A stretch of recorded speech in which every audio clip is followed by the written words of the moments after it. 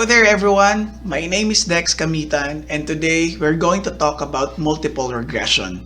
This is a two-part video. For the first part, we will define what it is, talk about its common uses, its assumptions, its hypothesis, and its test statistics. For part 2, we will go to SPSS to compute for multiple regression. So, multiple regression is an extension of linear regression. It is used when we want to predict the value of a variable based on the value of two or more other variables.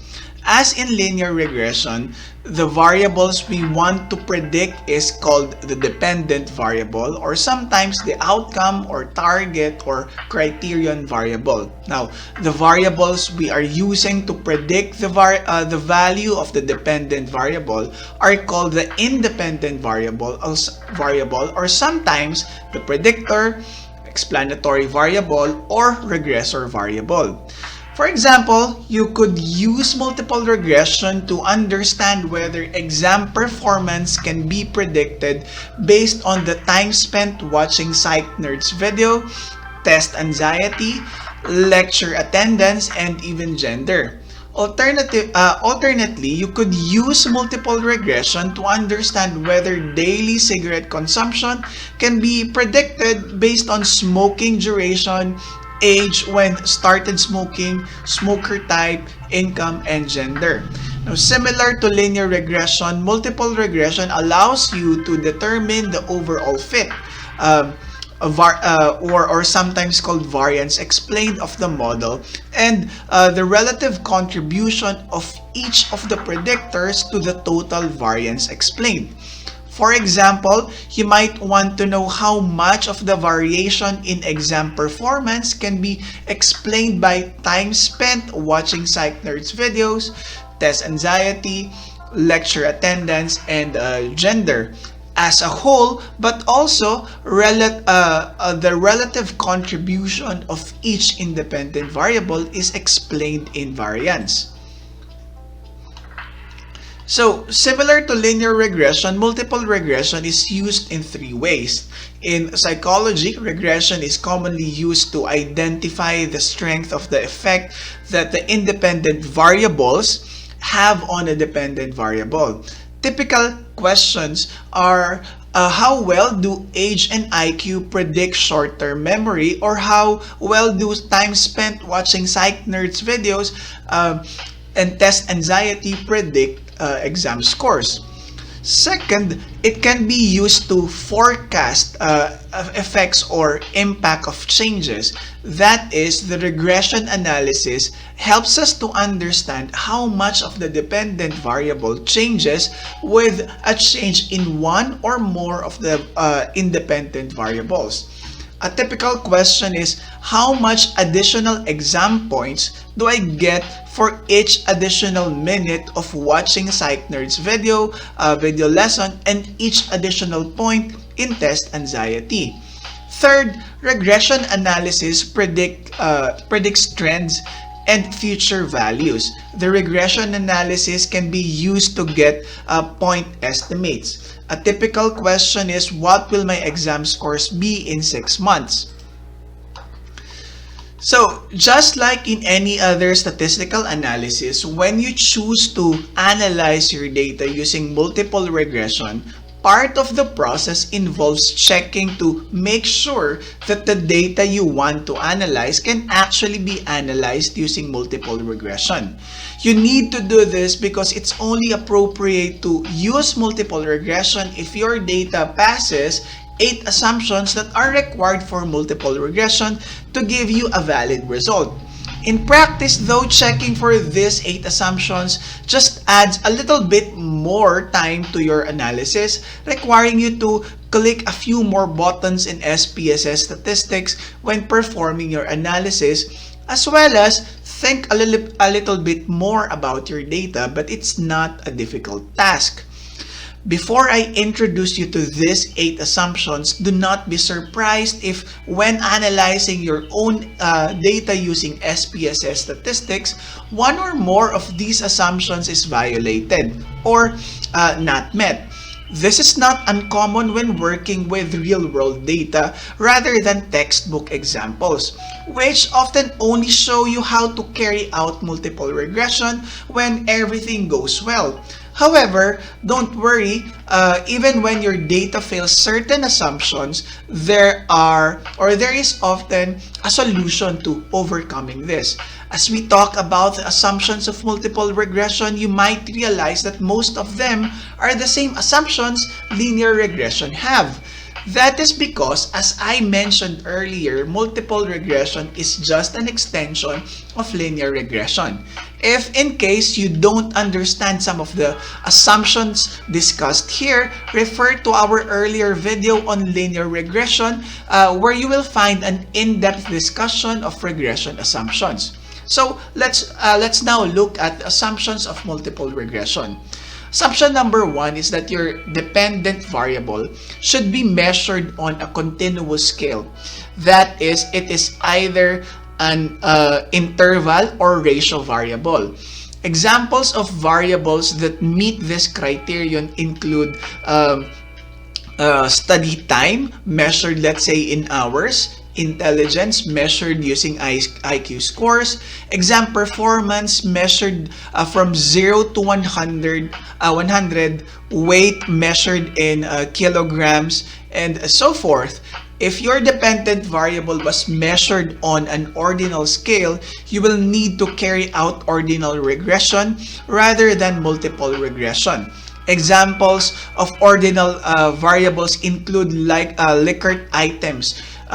For example, a 7-point scale from strongly agree to strongly disagree. Among other ways of ranking categories, for example, a 3-point scale explaining how much a customer liked a product ranging from not very much to yes a lot. Now, assumption number two is that you should have two or more independent variables which can either be continuous, an interval or ratio variable, or categorical, an ordinal or nominal variable. Examples of nominal variables include gender, where you have two groups, you have males and females. Ethnicity, where you have Caucasian, African American, and Hispanic, or you can even have Asian, or you can even use physical activity level. For example, you have 4 groups: sedentary, low, moderate, and high. You can use professions, for example, surgeons, doctors, nurses, dentists, therapists, and so forth. If one of your independent variables is dichotomous and considered a moderating variable, you need to run a dichotomous moderation analysis. Assumption number 3 is that you should have independence of observation. That is, independence of residuals, which you can easily check using the Durbin-Watson statistics, which is a simple test to run using SPSS statistics. Don't worry, this is actually part, or the Durbin-Watson test is actually part of the regression model in SPSS. Assumption number 4 is that there needs to be a linear relationship between A, the dependent variables, and each of your independent variables, and B, the dependent variable and the independent variables collectively. While there are a number of ways to check these linear relationships, I suggest creating scatter plots and partial regression plots using SPSS statistics, and then visually inspecting these scatter plots and partial regression plots to check for linearity. If the relationship displayed in your scatter plot and partial regression plots are not linear, you will have to either run a nonlinear regression analysis or transform your data, which you can do using SPSS statistics. Assumption number 5 is that your data needs to show homoscedasticity, which is where the variances along the line of best fit remain similar as you move along the line. I actually explained this more in the simple linear regression video. So When you analyze your own data, you will need to plot the studentized residual against the unstandardized predicted values. Assumption number 6 is that your data must not show multicollinearity. Unlike in the simple linear regression, multicollinearity is an issue in multiple regression, as you have a number of independent variables that might be highly correlated with each other. This leads to problems with understanding which independent variable contributes to the variance explained in the dependent variable, as well as technical issues in calculating multiple regression model. But don't worry, I will show you later on how to compute or how to test for multicollinearity. Now, assumption number 7 states that there should be no significant outliers, high leverage points, or highly influential points.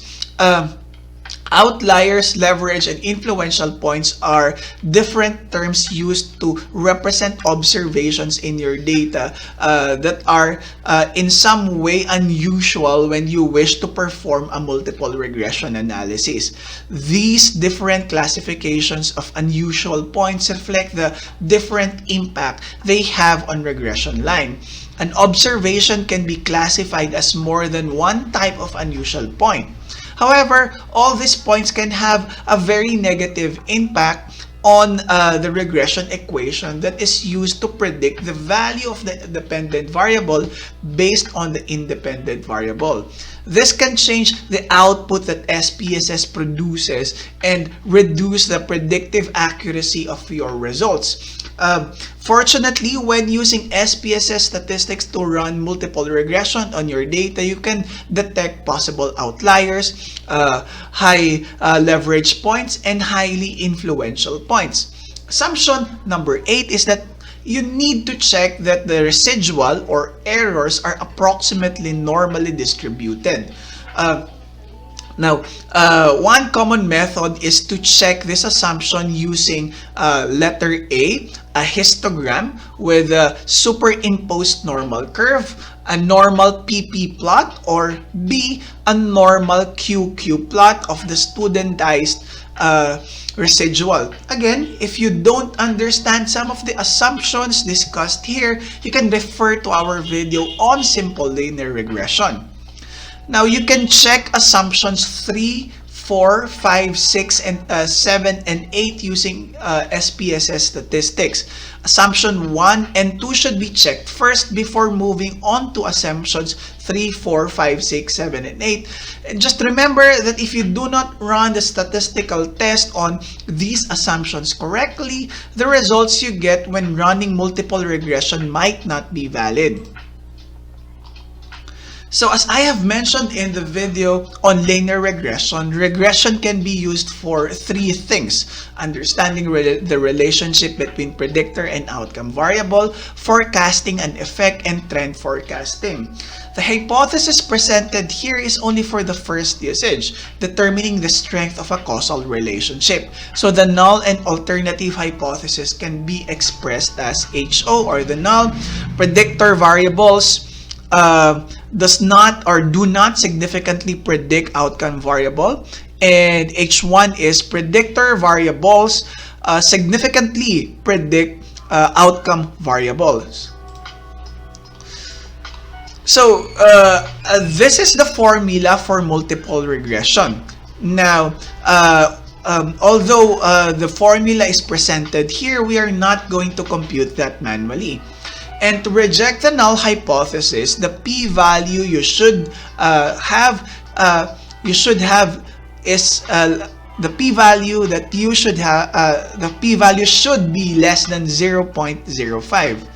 Now that we have discussed the basics of multiple regression, let's now head on over to SPSS to demonstrate how it is computed.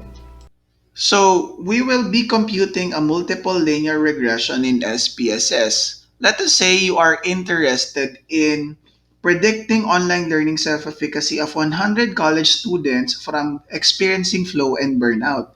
So your predictors or your X value are flow and burnout, and your Y value or outcome variable is online learning self efficacy. So theoretically, flow positively predicts self efficacy, while burnout negatively predicts burnout. So the first thing that we have to do before we run regression is to check for our assumptions. So let's go to graph, chart builder. You will see that these are the same procedures that we did for simple linear regression, but with just a few additional steps. Go to scatter plot, drag simple scatter plot. Make sure that you select one of your uh, predictor variables and place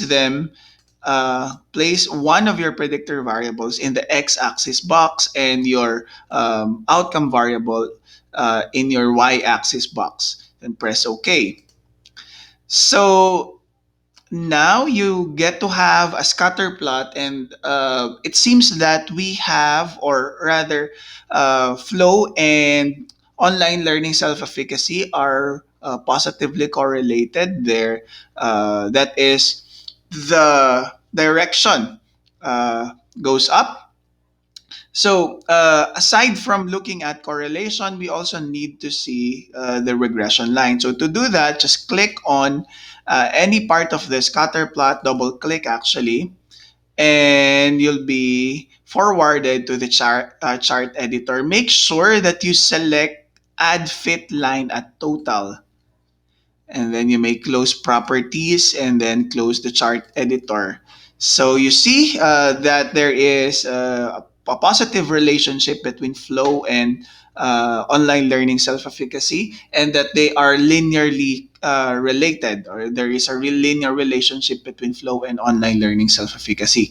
So we have to do this again for our second independent variable. So now remove flow and the x-axis box and replace that with burnout, and make sure that in the y-axis box you have your dependent variable or outcome variable. Then press OK.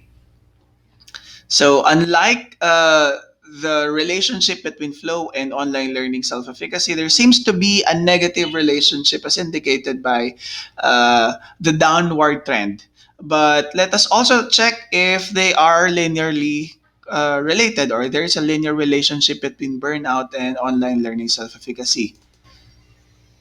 So again, let's add a fit line, and yeah, it seems that there's a linear relationship between online learning self-efficacy and burnout. So we can now proceed to the other assumptions. So to solve the other, or to check for the other assumptions, you actually need to run a regression model.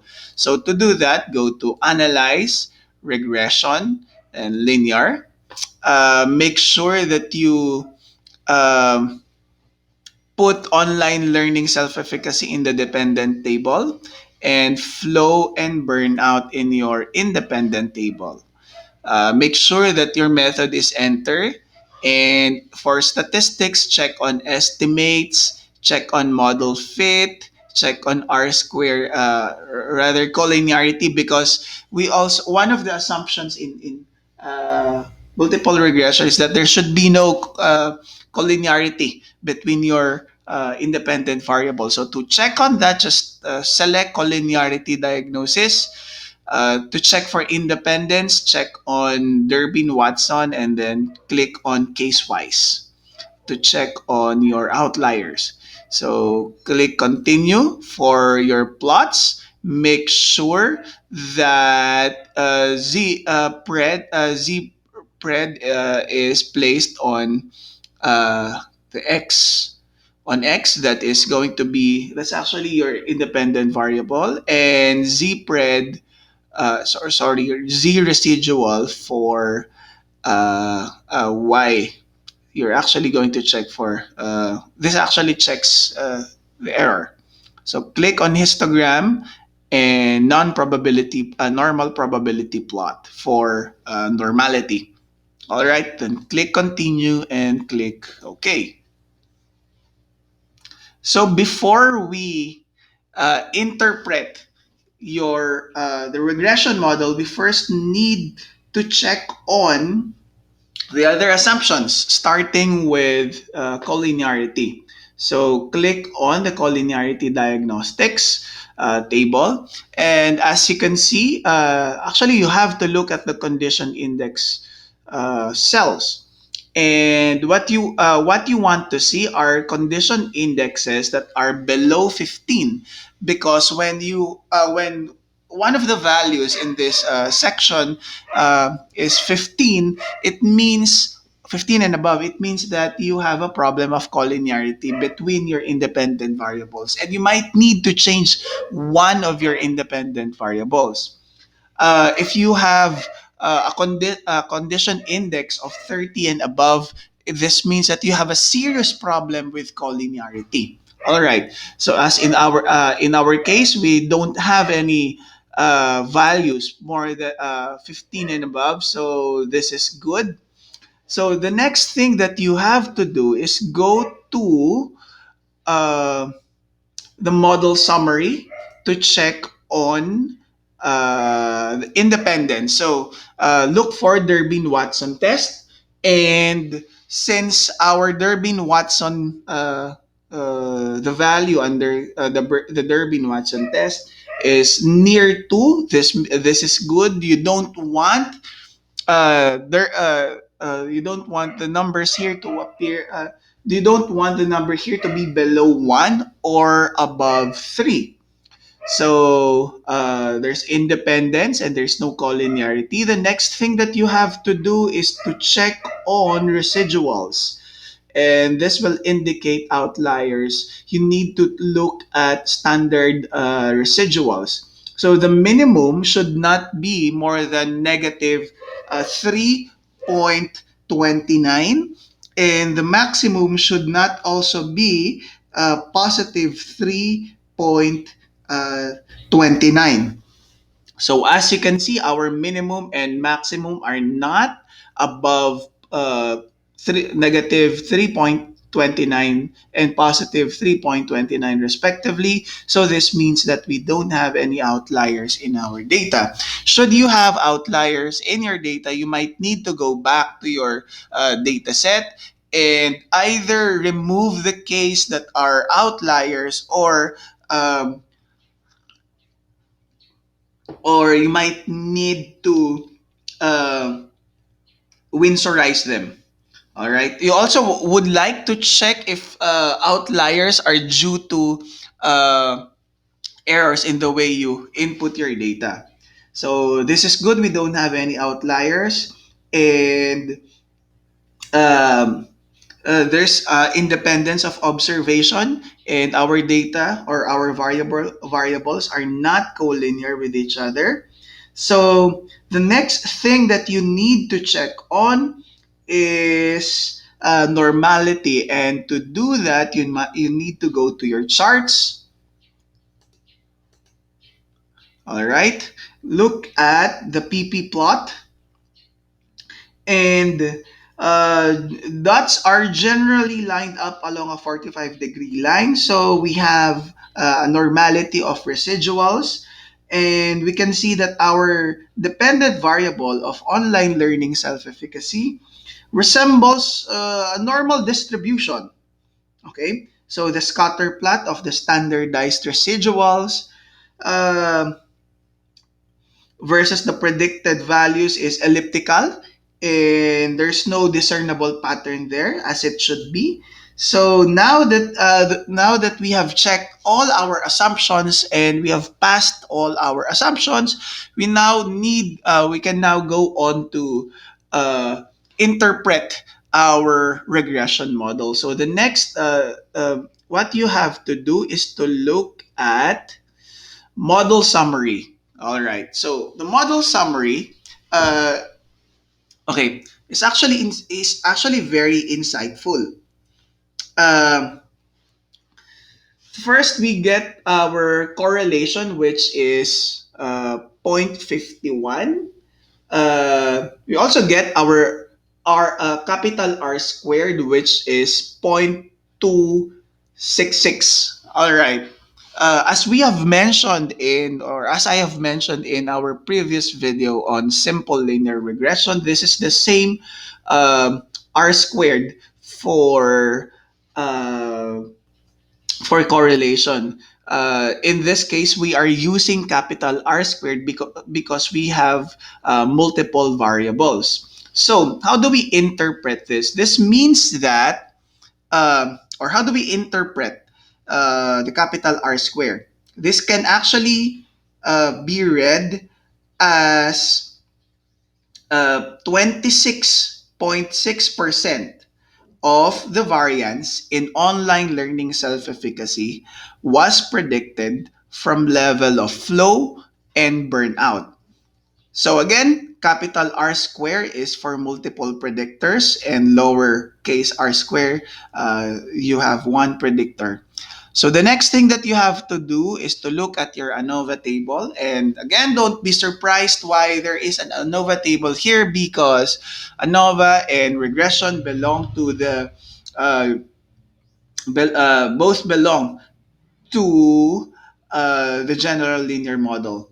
So what you want to look at are the significant levels or significant values here. So this means that our model using flow and burnout as predictors was significantly better than predictions without flow and burnout in the model. This means that there is a statistical significant relationship between our predictors and our outcome variable. So the note underneath the table shows us that the dependent that the dependent variable and the predictor variables of burnout and flow. So if this ANOVA was not significant, then the predictors you chose did not contribute to predicting the outcome any better than just the means. So now we get to look at the coefficient table. And there are two types of coefficients here. You have standardized and unstandardized. For now, let's just look at the unstandardized coefficients. And you notice a column with a B on it, but you don't get to have a column for A. And that's because, as we have mentioned, A in our video on simple linear regression, A is constant. So this is actually your A, 54.79. And your B for flow is 0.792, and your B for burnout is negative 0.069. Now, uh, the the B coefficient also has a t value associated with it, and this is a t-test to see if adding this variable as predictor improves the predictive ability of the model. If a t-test for the beta coefficient is not statistically significant, then that tells you that this predictor does not add to your model, so you need to ignore it. If, on the other hand, the t-test is significant, then look at the coefficient. In this case, it appears that flow um, is a significant predictor of online learning self-efficacy as indicated by its p-value. However, burnout is not a significant predictor of online learning self-efficacy because it did not pass the alpha of 0.05. So, what you have to do is to ignore burnout because burnout is not a significant predictor, and look at flow. So, look at the B coefficient of flow. And you might want, what's good here is that you need to look at the sign. Okay, so is it positive or negative? This tells you whether the dependent variable will increase or decrease due to an increase in your predictor. So, in our case, this is positive 7 point, or rather positive 0.792. So we can read this as for every 1 unit increase in flow, online learning self-efficacy will increase by 0.792. So that is how you run and interpret multiple linear regression using SPSS. Again, my name is Dex Kamitan and thank you for watching.